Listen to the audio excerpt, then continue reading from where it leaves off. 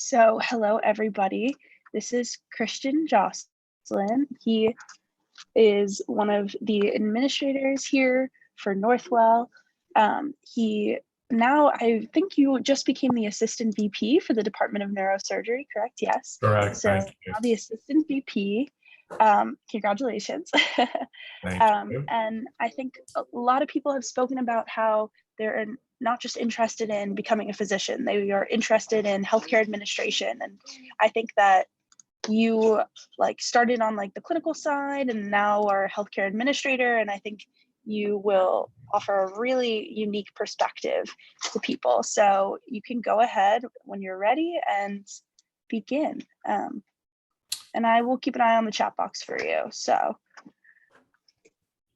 All right, let me just pull the share screen here.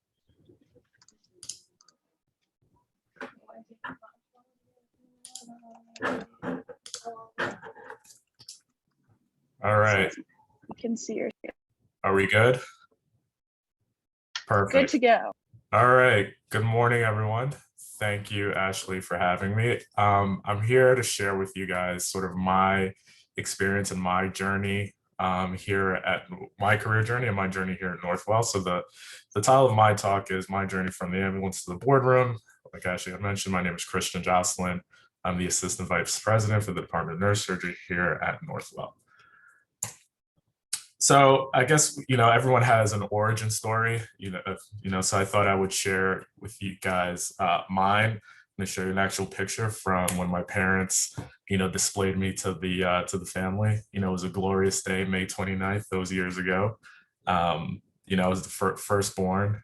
Those of you who are firstborn can understand the feeling and responsibility that comes with that. But on a serious note, this is me and my parents. My parents were born in Haiti, and my mom came here when she was 16. My dad came here in his 20s. Haiti's been in the news recently because, terrible events that happened yesterday, but they came here looking for a better life. And I was there for, firstborn, a lot of hopes and dreams. But, seriously, how did I get to the position that I'm in now? So growing up, and I'm sure a lot of you guys could relate to this. My parents had very specific expectations for me. They came here from, immigrated here from another country. They wanted me to go to school, be a professional. So they really laid out only a couple of career choices for me. And they were, I could either be a doctor, or a doctor. Really had no other choices. And growing up, it was, and the reason they did that, they always wanted us to, go to school and get a degree and do something that, no one can take away from you. And in their mind, being a physician or a lawyer or, an architect, engineer, those were the things that they, despite what happens, you always have your education. But I took a little different of a path, and early on in my career, my education, starting in really high school, I really started gravitating towards leadership. And, I just had this crazy idea, what if, I was the first Black president of the United States of America? What would that look like? We know what happened. This individual stole my hopes and dreams. And, but hopefully one day politics will be in my future. But it was just something about leading, working with people, connecting with people, really spoke to me. And not too long ago, a friend of mine pulled out my 8th grade. We were catching up and pulled out our 8th grade yearbook. We had yearbooks in 8th grade, and under my caption was, future careers, first Black president, just to remind me that was something that was there. But on a serious note, I actually got a chance to go to the inauguration. It was the coldest I've ever been in my entire life. And actually, I'll show you guys exactly where I was, right there. It was the energy that existed in DC that day was incredible. I was in college, and we took a trip down there. And it was a really transformative experience for me. So again, just in case you heard it here first, Christian Jocelyn, 2030, or maybe 2040, vote for me. So while in college, I went to St. Joseph's, and I started out, thinking that, what, let me give medicine a shot. So I started out as a biology major, and it was interesting. The sciences were always very interesting to me. Excuse me. And started out taking biology, and very quickly I realized that calculus was not for me. I started struggling, with some of the work. Then I got to organic chemistry, brutal. And it, really forced me to take a hard look at sort of where my interests aligned and what I really enjoyed doing. And it was a class that I took in my junior year, an intro class to the civil rights movement. And it really just changed and reinforced my belief in social movements and working in government, working with people, developing relationships. Listening to our professor at the time, who was a freedom rider for those of you who know this. He was riding buses down in the deep South, registering African Americans to vote, and listening to the stories and listening to how this movement was constructed from the ground up, and how people really bought into the concept, into the idea of a truly free and unsegregated society. Really spoke to me. And I switched my majors from sciences, and I became a political science sociology major. And that really started to shape sort of, and me question, like, really, what did I want to do with my career? I was always very interested in healthcare, always really interested in helping people and being part of a group and team, developing relationships, but didn't know exactly where that wanted to go. I ran for student government president. I won, and that was my first real leadership opportunity. I don't know if you guys can pick me up, but right there in my younger years at the at the head of the table, and there I really started to really understand how to work with people, develop relationships, develop teams, and it really just started shaping sort of where I wanted to go as a leader. But I really wasn't too sure of my exact career path at that point. And an opportunity came up for me at Howard University in Washington, D.C. For those of you who don't know, it was a school established after the Reconstruction for newly freed slaves. It's a line item on the federal budget, and the goal of Howard University was to really educate newly freed slaves and help promote social advancement. And I got selected to participate in a summer internship there in their Center of Race and Wealth. And during that internship, it really further focused my efforts on where I wanted to go. Sort of the intersection of policy, of public service, and how health also fits into that. So for those couple months during the summer, I was exposed to thought leaders who really took a hard look in examining sort of the correlation between race and wealth, and started working on these disparities that exist in the country. And it really started shaping sort of how I looked at my career.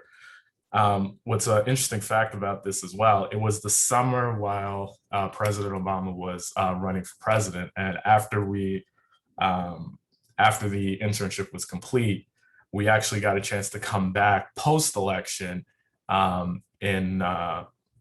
right before the inauguration. And we got to meet sort of the architects of the Obama campaign at Howard University, which was amazing. Listening to how they built the campaign from the ground up, how they, what the philosophy and the strategy of the campaign. So another pivotal point in my career, sort of my Howard experience, and understanding and interacting with folks who I traditionally would have interacted with.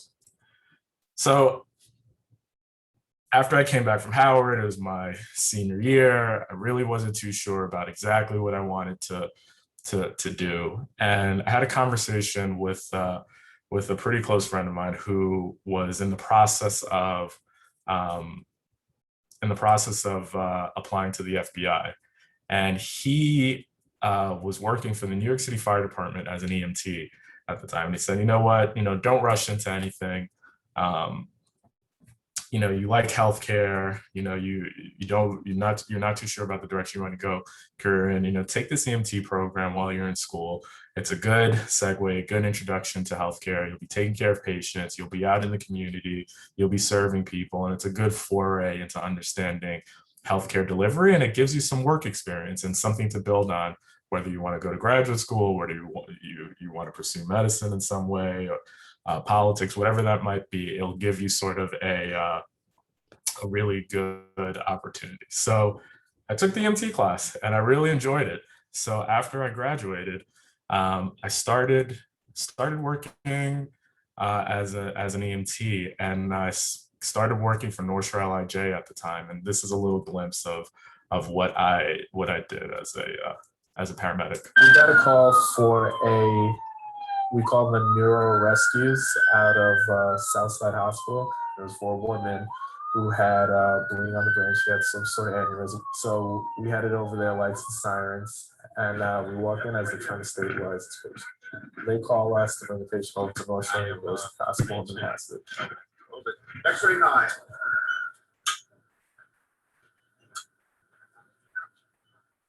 We get there to the point while they're trying to stabilize her. And Southside did a great job and really worked together as a team to stabilize the patient. They secured her airway. They gave her medications to control her blood pressure. They also drilled a burr hole into her head to alleviate some of the pressure that's building up from the blood being on the brain. So all of these things that they had done in the emergency room, we had to continue them en route to North Shore. 2773. Let's go up. All right, guys. Thank you. Thank you.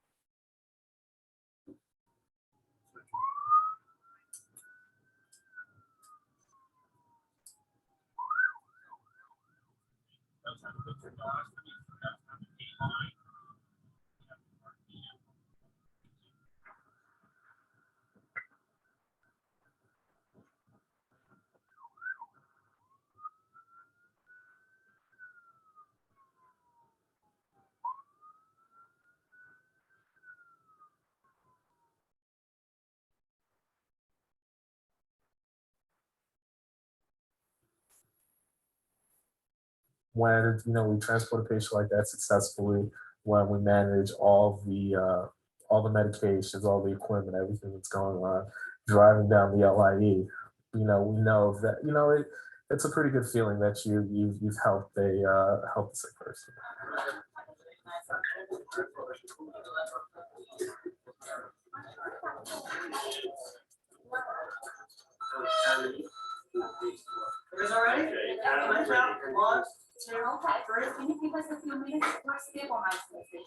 With the field of EMS as a whole, it kind of gets blended in or lost in the mismatch of public safety. Our vent is off.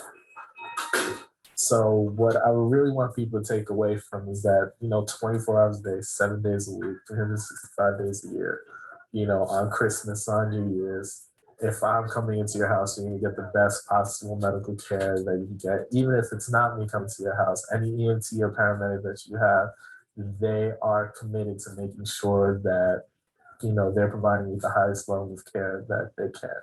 I work with the best EMTs and paramedics in the region. People come to work every day. They have passion. They have a passion for what they do.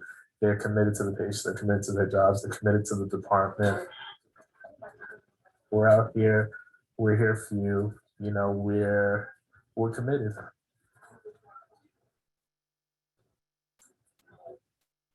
So, that experience, so a little backstory on that particular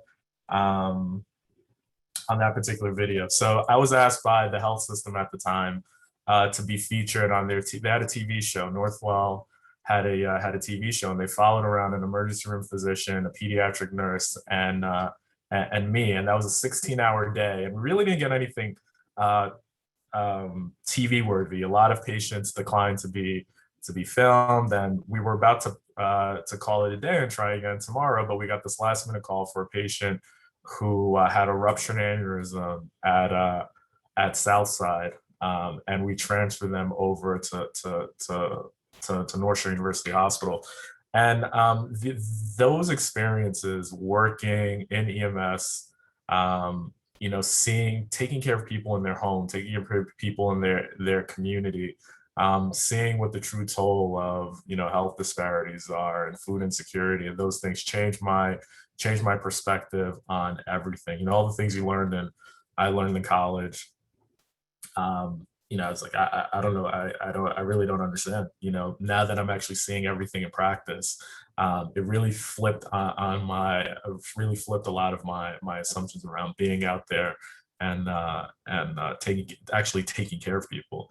And from that point on, it really helped me solidify where I wanted my career to go. I wanted to be in a role or be in the position to help influence, effectuate, support, providing better healthcare, supporting the clinicians who you guys have probably met so far during your program. And Northwell provided a unique opportunity. At the time, it was growing as a health system. My role as a paramedic, and then a paramedic supervisor, being able to see the system evolve, see how they were looking to connect the entire organization, build one continuum of care, really appealed to me. And I decided to make the transition from a clinician to the management side. So I applied to graduate school. I went for my master's in health administration at Hofstra. So I worked nights as a supervisor at Northwell, and then I was going to school, during the day. And if there's anything, there are a couple things that at the end we're going to recap, sort of what my key takeaways and things that have helped me. But if there's anything that you guys could pick up from me, is the importance of relationships and building and developing meaningful relationships with people. And one particular relationship really changed the trajectory of my career for forever, and really my life. So I was working with an organization called Trek Medics while I was working for Northwell. It's a nonprofit, and their mission was to develop EMS systems in the developing world. Once you get out of the United States, there really isn't a lot of developing countries don't have formal emergency response systems. And, in a lot of these places, traffic accidents, preventable deaths are the number one cause of death and disability in some of these countries. So the founder of the organization created this text messaging based EMS dispatch system that you don't need a fancy dispatch center. You could text, send a text message to a particular phone number, and aid would make their way over to you. So I was working with them, and I was representing them at a Columbia University job fair. We were recruiting folks to do in-country work. I had done a couple projects in Haiti funded by a Google grant.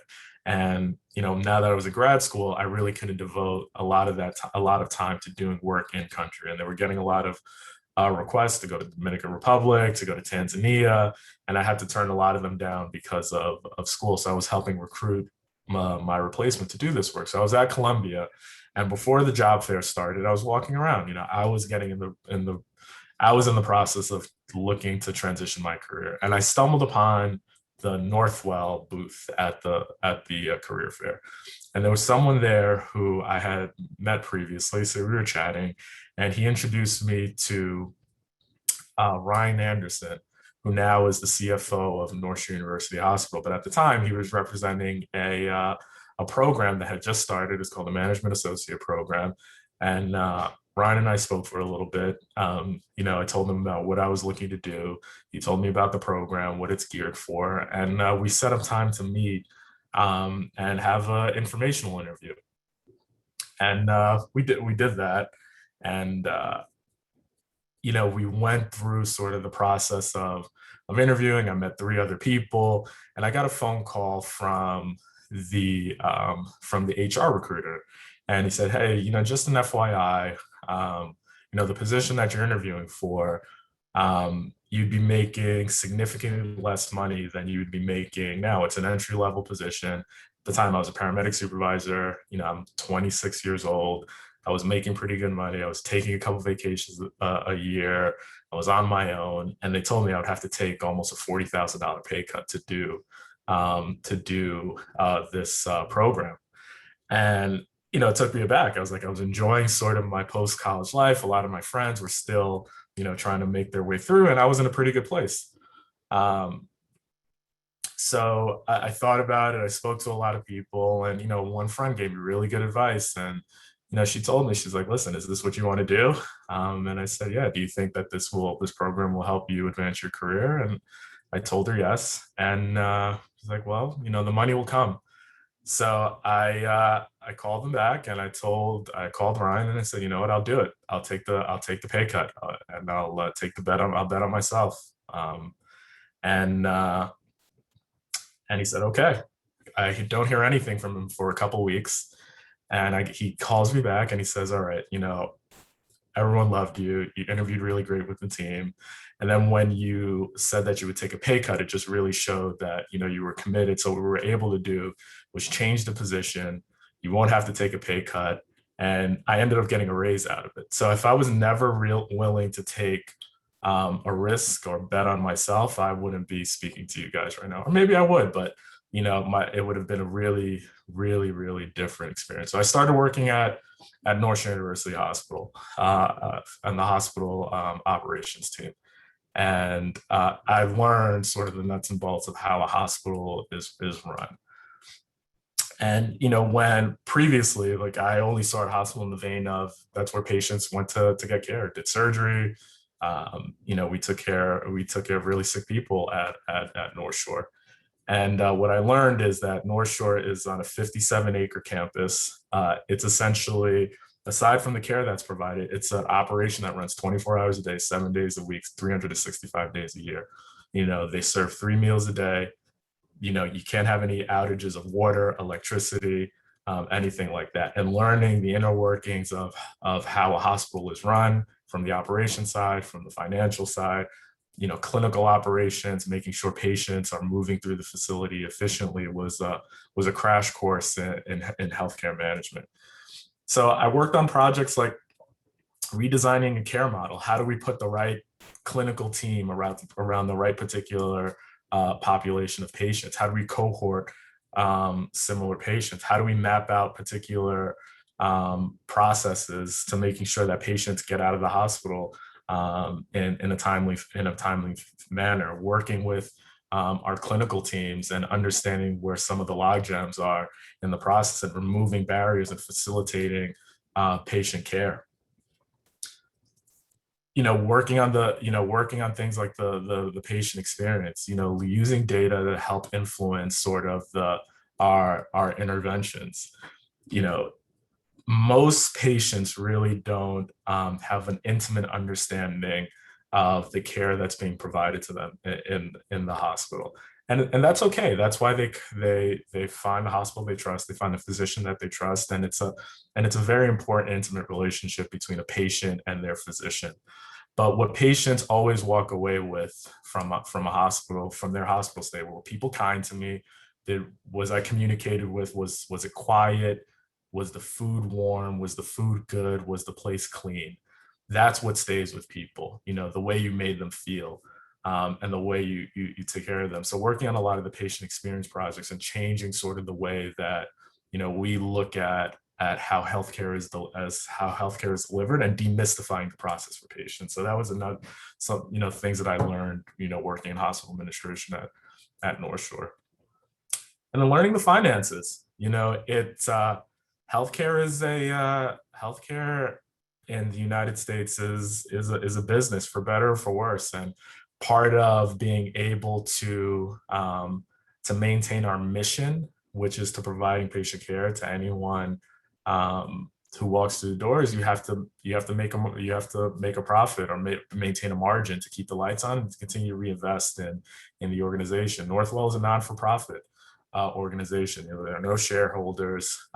We have a responsibility to the board and the community, so we invest in our community, and we have a responsibility to make sound financial decisions to do so. This was a project that I worked on. We were growing our interventional radiology program, and it was almost a $12 million project, and I put together the business plan and worked with our teams to manage the construction project. And and now that I look back on it, it was a really impactful project for me. And now that I work in neurosurgery, and I will talk about it in a little bit, it gave me a different perspective. So now I work with neurosurgeons. After I spent some time in hospital administration, I worked with our central region leadership team. Because of Northwell size, we had to regionalize, and we created mini health systems. I worked with the central region leadership team, which contains North Shore, the Children's Hospital, Long Island Jewish, Forest Hills, Valley Stream. And the opportunity came for me to work with the Department of Neurosurgery at North Shore. I interviewed with the chairman of neurosurgery, the vice president of neurosurgery at the time, and I accepted the role. They asked me to be a part of the team. And working with these particular, with neurosurgeons has also been another very impactful moment for me. And this is something that I learned, and now anyone who comes into the department, these are the words that I tell them, and I'll share them with you. Our neurosurgeons, physicians for that matter, 4 years of college, 4 years of medical school. Neurosurgeons go through a 7-year residency. A lot of them do a 1 or 2 year fellowship in their particular subspecialty to do one thing, for the rest of their lives. One of the most fascinating and complex fields in medicine is working with the brain. And it's our responsibility as administrators, as support staff, as nurses, PAs, you name it, to approach the work that we do with the same intensity, compassion, and care that they take with their careers and their patients. And it was a transformative experience for me, seeing the way that they approached their work, how they cared about their patients, and their constant pursuit of perfection, which has forced me to elevate my game and my approach on how I do my work. So my role now. My role in general, and the way that I explain it to my friends who really don't understand what I do, and whenever I meet a new physician or talking to a group like you, is at the bare minimum, my role is to facilitate safe, effective patient care, supporting our clinicians and the work that they do on a daily basis. And I've gotten to work on some pretty cool, really, really cool projects. So currently at North Shore, we're building almost a $500 million annex to the hospital, the Advanced Surgical Pavilion. And over the past couple months, I've been involved in planning out what the operating rooms look like with our clinical teams, our hybrid operating rooms, which allows us the opportunity to do both open surgical procedures and endovascular procedures with the imaging that's in the room. Sort of how do we transition operations from a hospital that was built in the 50s to a hospital that's being built and it's going to be opened in 2023, and everything that surrounds that. It's one of the biggest construction projects that Long Island has seen in a long time, and it's challenged us to rethink sort of how we're providing care and give us an opportunity to reinvent sort of what advanced clinical care looks like in a facility like this. So it's been a fascinating project. Really learned a lot, and a lot of details that I probably won't ever use again, but just seeing how teams interact and being responsible for bringing groups of people together, building consensus to continue to meet our construction deadlines has been amazing. Another interesting part, and something I really enjoy about my work in neurosurgery, is sort of the interplay with technology in the neurosciences and clinical care. And one great example of that is high intensity focused ultrasound, or HIFU. So it's essentially a non-invasive way to treat patients who have essential tremor and Parkinson's related tremor. So these patients who have tremors that are unable to be controlled by medicine, you know, a lot of them elect to have deep brain stimulation surgery, where essentially the neurosurgeon, it's an open procedure. They do a craniotomy, they put an electrode and they target that electrode in the brain to the particular area that is causing the tremor, and the patient receives an electrical impulse, and that controls the tremor. What focused ultrasound does is, using MRI guidance, it takes ultrasound, and really intense ultrasound, and it focuses that wave on a particular area of the brain that is causing that tremor, and it creates a lesion or a little burn on that area. And for a lot of patients, it alleviates the tremor. It's a 4-hour outpatient procedure. The patient is awake. They really only have to shave their head, and it saves them sort of having brain surgery, an open surgical procedure. So it's groundbreaking technology. We've talked about it for years, bringing it to Northwell. And 2 years ago, we set out to do it. You know, it's a really expensive project, and we didn't have the funds to do it as a system. So we set out to raise money for it. And working with our clinical team and our foundations team, whose their job is to help raise dollars to support Northwell's mission, we were able to raise the money. And starting in February of 2022, we'll be able to provide focused ultrasound for patients here at Northwell. So it was a really exciting project to be a part of. It's on the cutting edge of neurosurgery. There are less than 40 places in the country that have it. And it's a really unique opportunity for us. And it also brings in the opportunity to do really, really cool research using focused ultrasound to do different things, treat other pathologies in the neurosciences. So it's going to be a really exciting thing for us. You know, fun fact, we actually signed the contract on New Year's Eve a year ago, which was we had a deadline to beat, and we did it on New Year's Eve. So that was a nice way to go into the new year. So, you know, I kind of gave you guys my journey in a snapshot, you know, what I've done, but you know, that's what happened for me. For most people, you know, it might not look the same. So how do you get into a career, especially in Northwell, as an administrator? And Northwell has two pretty unique programs. One is the H&P program. It's the healthcare management program, where we take, and it's actually going on now here at Northwell, where it's between your junior year and senior year of college, and you come, you know, you're selected. We get over 1,000 applicants every year, and you're exposed to Northwell, our organization, our culture, our values, our missions, and learn the basic operations of a hospital, service line, a department, or a healthcare related business. Northwell is unique because we touch almost every part of the healthcare continuum. So you get a really great look at what healthcare looks like in its totality. And so how do we do that? You meet with executives, you work on projects. You know, we have lunch and learn sessions where we have a different leader coming and talking to you about particular programs. You know, you look at different sites. And one of my favorite events that we have is we do an alumni dinner at the end of the summer, where we have past H&Ps, the current H&Ps, preceptors, and Northwell executives sort of meeting, networking, and talking about sort of their experience. And it's a great event every year. It's one of the things I look forward to.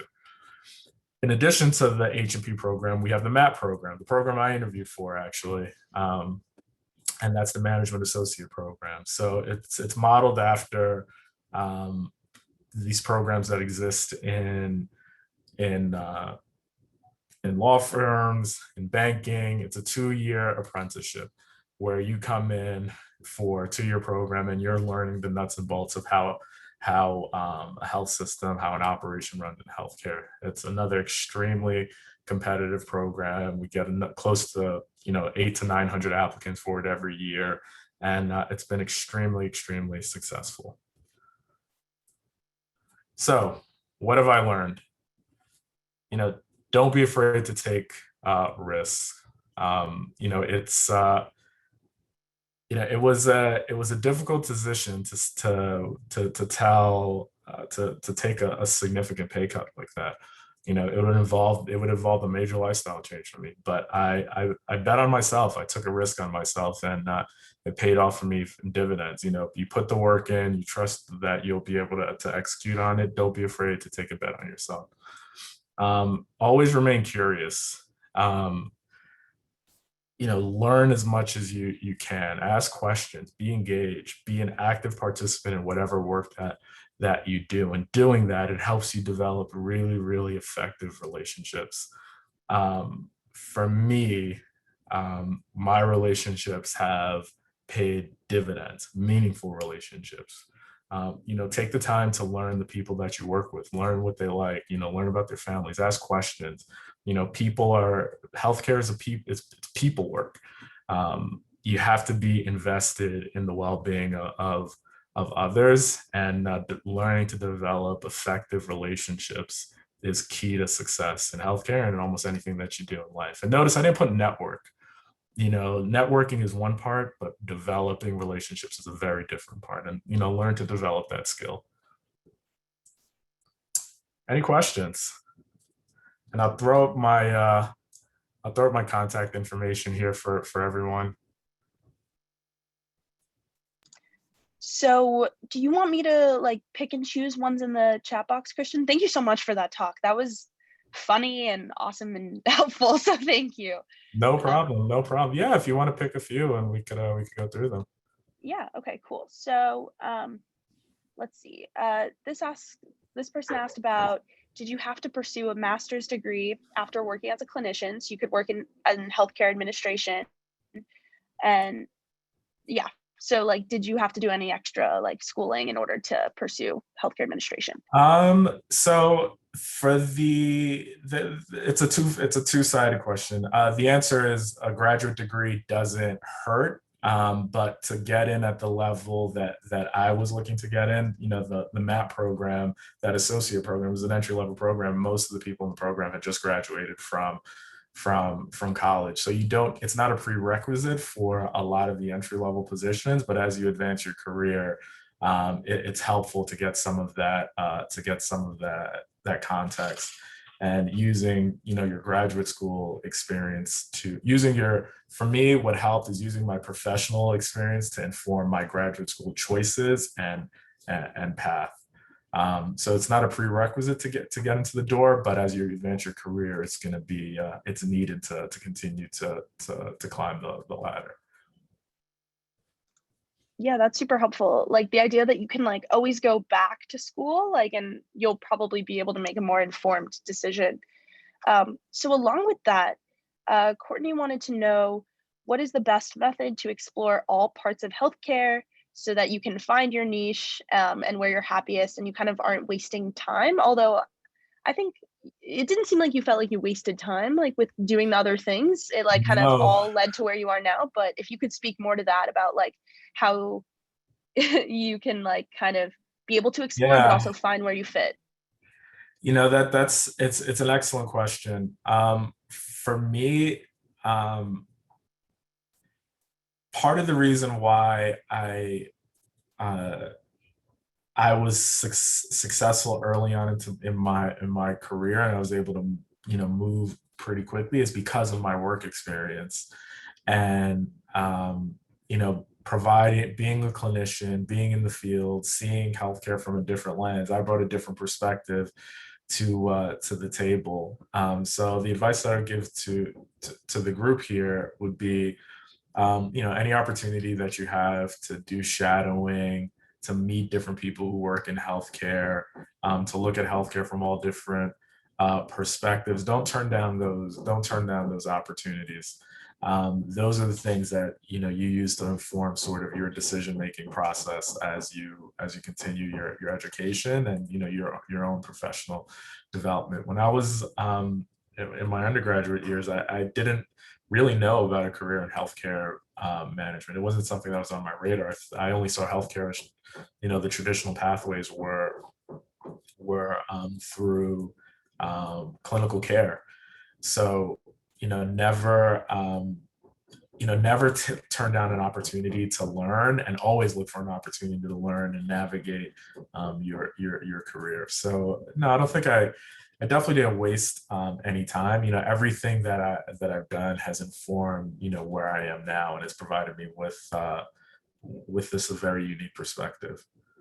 We're all a collection of our experiences, and as many unique experiences as we can amass and collect, it just makes us a well-rounded person. Yeah, I think that's really great advice. And speaking to that, like, someone was asking about like how you were able to find these opportunities. Like, did you have to seek them out, or did people kind of bring them to you? No one is going to bring you anything. Yeah. So let's start from the beginning. I told you guys how I got into EMS. I found Trek Medics. I was looking to do something else to really broaden my experiences. So I was just I was looking. I forgot how I found it, but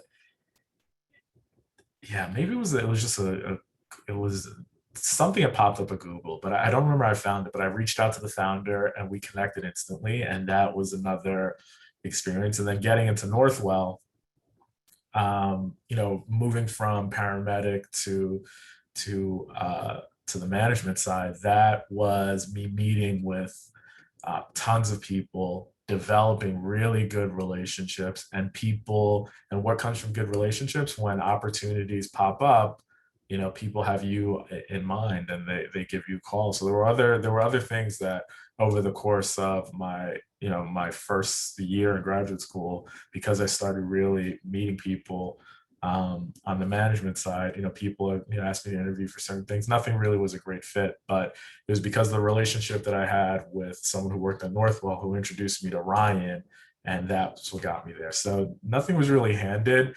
It all comes from being able to develop really good relationships, and being curious, and being an active participant. You can't sit on the sidelines.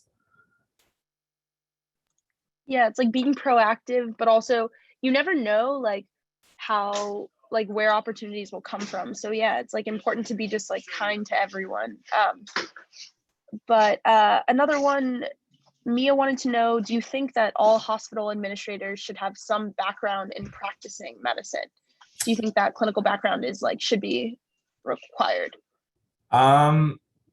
That's another great question. I'll answer it a different way. I think anyone who is in a leadership position in healthcare, or who is leading a healthcare organization, has to have an appreciation and an understanding of the practice of medicine. And I think that is the key to it. You don't have to be a clinician. It helps, it gives you great context. It demystifies a lot of the language, but the most important thing is you have to have respect and appreciation for the care that's being delivered, and respect the people that are doing it, and respect the path that they've all taken to get there. I've had 3 different roles here at Northwell. As you guys have met, different physicians, Dr. Langer is going to be a neurosurgeon for the rest of his life. And you have to respect that, and you have to appreciate that, and you have to come into it knowing that at the end of the day, patients are not coming to the hospital for me. They are coming to the hospital to receive care from physicians. So what the key to being a good administrator is starting out by having an appreciation for the practice of medicine, and continually wanting to augment your knowledge there. Thank you. Angie was asking, how did you know that neuro was your path?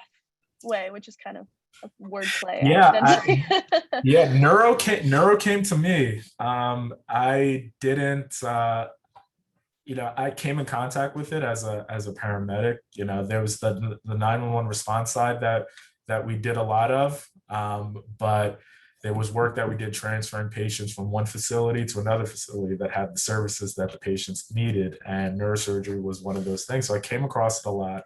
Thought it was really interesting, but I had no context of it. And again, it's just one of those fortunate things for me personally that I was afforded the opportunity to work in neurosurgery, because it's fascinating. It's mind blowing, the stuff that happens in the subspecialty, and I'm grateful for it.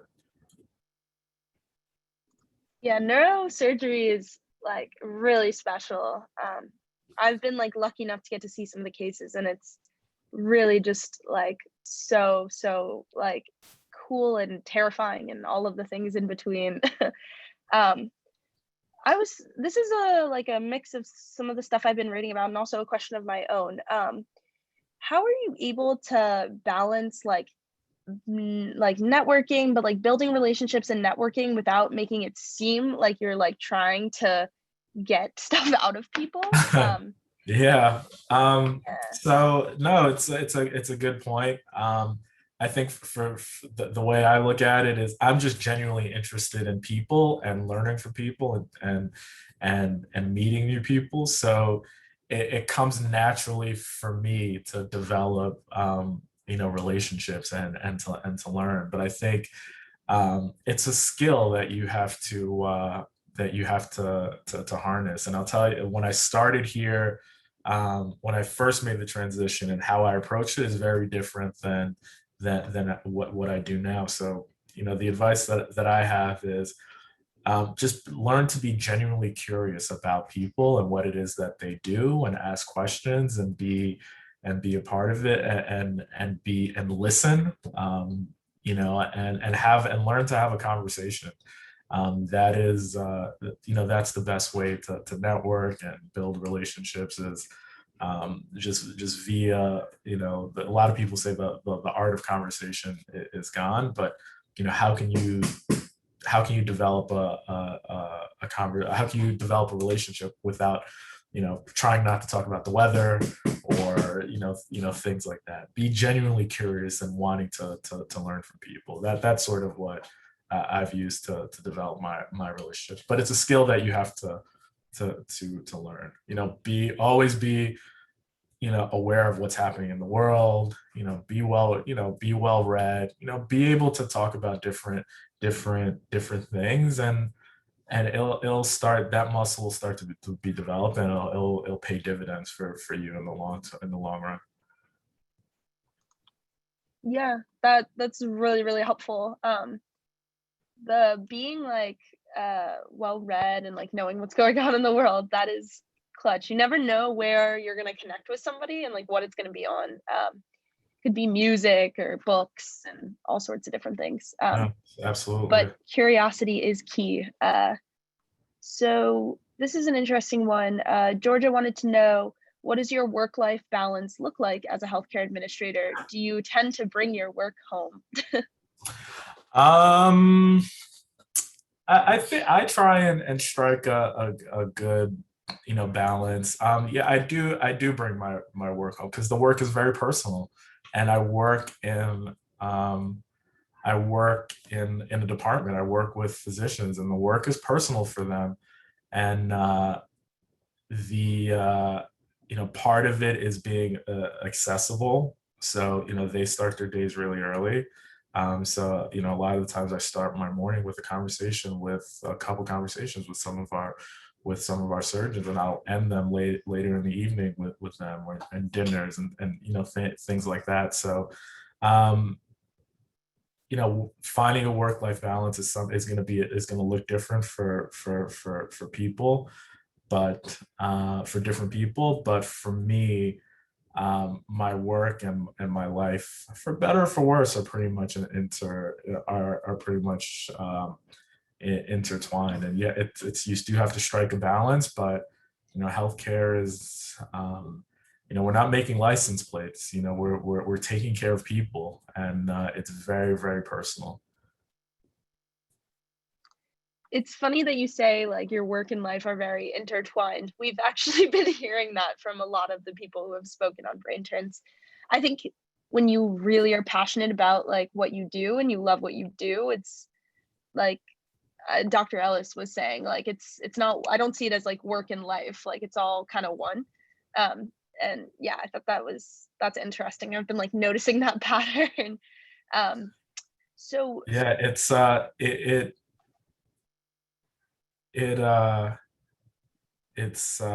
it's a privilege to do what it is that we do. We're afforded a lot of trust, and you have to respect it, and you're not punching a clock. yeah, I agree, like completely. I also, we've been firing questions at you for a while. Like I can continue going. There are more questions. Like we do have more time, but also if you need to run or if like No, I'm happy to answer any questions. Another thing that I'm really, really passionate about is sharing my story, and providing just sort of my insights on how to navigate your career. Yeah, keep them coming. Happy to be. And the questions have been amazing. Good. I'm glad you're enjoying it. This one is, I think, a really good one. What obstacles did you face throughout your career? Were there people who were telling you you couldn't do what you thought it is you wanted to do, and how did you handle that? Yeah, good question. Great question. Obstacles. So, I mean, one was, making the decision to go to graduate school and work at the same time. So part of it was I shifted my schedule so I could have some free time during the week to participate in group projects and things like that, to work nights on the weekend. And that was a really tough decision. I sacrificed a lot of my social life for it. So that was, something that, again, was a kind of a difficult decision at the time, but again, it paid dividends for me. Another interesting, another obstacle, I guess you would say, was, making, the transition from clinician to administrator. There really wasn't a clear path, and it was sort of learning, developing the skill on how to network, build relationships, and transition that into a career. There were certain points I was like, is this going to actually happen? And now that I'm looking back, and some of my colleagues who I work with in EMS and other clinicians who are looking to make similar transitions, and I've seen that it's taken people 2, 3, 4 years. I made my transition, while I was in graduate school. So I was very fortunate. But there were certain points that, there were obstacles and milestones. And the last one I'll leave you with is, talking my parents through sort of my career choices and decisions. They had a very particular picture of how my life was going to go, and I, as parents do, and I didn't follow that traditional path. So there were points that there were times where they were like, are you sure you're making the right choice here? You're sure you're doing this? You're sure you're doing the right thing here? So, navigating that was a little sticky. Now, that, they see sort of, kind of what the end product is and what my path has been. But yeah, those are the few that I've kind of had to navigate. Thank you so much, Christian. That is really, really helpful. Here, can you think of a particular moment? This is a tough one, but like a patient, a person who kind of like made it all make sense. Like you were like, I'm in the right spot. Like, this is what I want to do. I know I'm doing the right thing. Like, or is it a set of experiences that kind of made you feel that way? Wow. That is an that is an excellent question.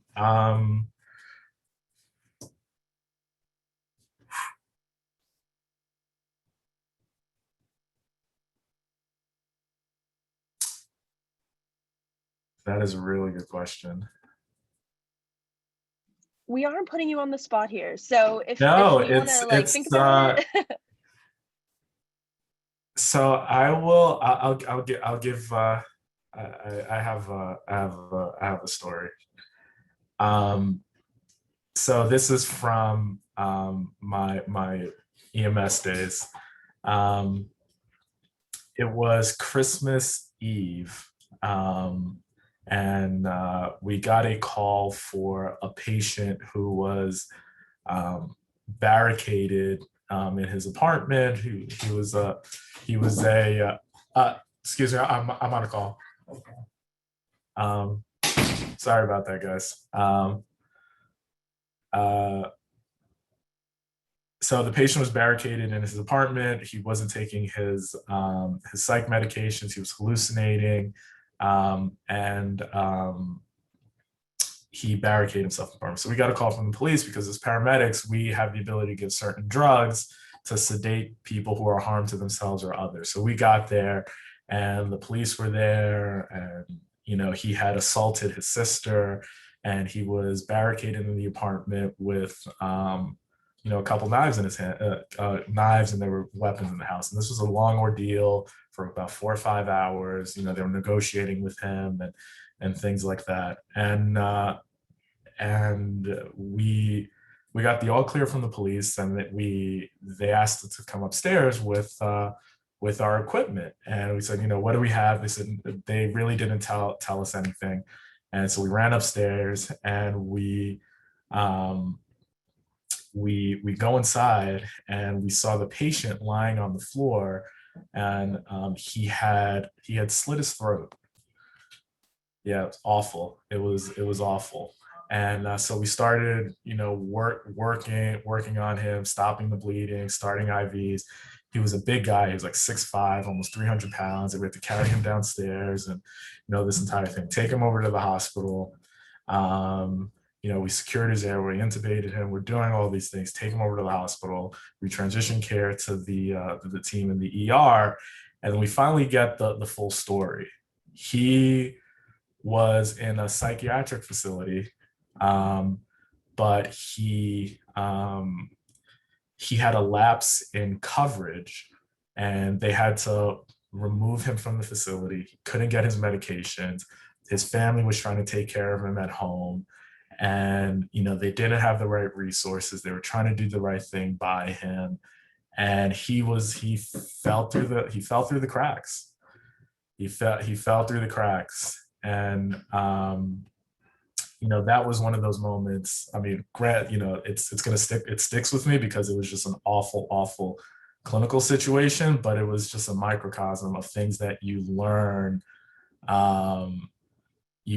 That I learned as a paramedic, sort of the importance of being able to take care of people, and what the responsibility is of society and healthcare. So it's part of the work that everyone who works here at Northwell, and healthcare in general, we're really trying to plug the gap. So it's kind of depressing, but it's something that has stuck with me for forever. Yeah, that's really a powerful situation, and really horrifying. But to end maybe on a more of a positive note. Yeah. Just because we've enjoyed your talk. We want to end on a maybe more hopeful note. What do you feel like, because I know you care a lot about politics and stuff, and what do you feel like you could offer advice about what you do, or what you feel like we can do to kind of help transform the healthcare system? Yeah, I think we talked about it briefly, is be a participant in the process. Learn about the process, and whatever career path you choose, and whatever it is that you want to do, be an active participant. Don't sit on the sidelines, and you don't have to be up in front, rah rah and be the face of it, but find your niche and find what your place is. And I think that is the best thing that you can do. Find what you're passionate about and really, really be an active participant. And you live your life like that, it will pay dividends for you. That is really amazing. Kristen, we were so lucky to have you, to hear from you. I enjoyed this talk so much. I know the Brain Turns did too. You're getting a lot of thank yous in the chat. And that was really inspirational. I think it made people want to do more and again, just be proactive. So thank you for joining us. And hey, Christian, thanks so much. No I'm problem. Randy D'Amico. I'm part of the email chain with you and everything. Sorry, I just had a new baby, so I wasn't on for the majority of it, but I caught about the last 15 minutes. And yeah, really, really want to extend a big thank you for being a part of this. No problem. This is what I think the students feed off of most is background and history of how you got into this and why it's important to you, because it resonates. And so thanks so much for being a part of this. Absolutely, my pleasure. Thank you guys for organizing.